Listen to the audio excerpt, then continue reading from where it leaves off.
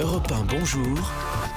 Le journal des sports. Juste après le journal d'Hélène Zélani, toute l'actualité sportive avec Jérôme Lacroix. Bonjour Jérôme. Samuel, bonjour à tous. À la une ce matin, la France du tennis qui n'est pas conviée à la table des grands. 4 matchs, 4 défaites. C'est le bilan du tennis français au Masters. Le grand bal chaque fin de saison en simple. Mon fils éliminé après 2 défaites en double. C'est officiel depuis hier soir. C'est fini pour la paire Nicolas Mahut-Pierre Hugerbert. Après là encore une deuxième défaite d'affilée face à un duo espagnol.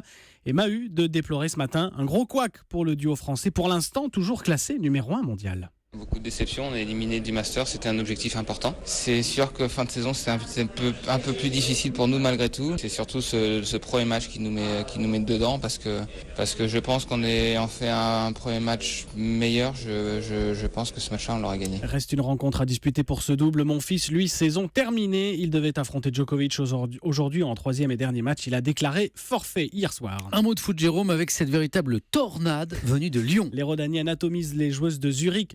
17-0 en Ligue des Champions. Ça fait mal ça. C'est un score cumulé sur 2 rencontres. Aller-retour, 8-0 la semaine dernière et 9-0 hier en Suisse. Tranquille qualification donc pour les quarts de finale. Et maintenant, quel est le mot sport du jour ? Anticyclone et pas n'importe lequel, celui de Sainte-Hélène, infernal rempart sur la route de l'Atlantique Sud. C'est le prochain obstacle pour les skippers du Vendée Globe, dont environ un tiers a désormais franchi l'Équateur. Et voilà qui ont fait sourire certains, notamment les novices, comme Paul Mélia, premier passage de l'Équateur en solo. J'ai essayé de faire bien les choses.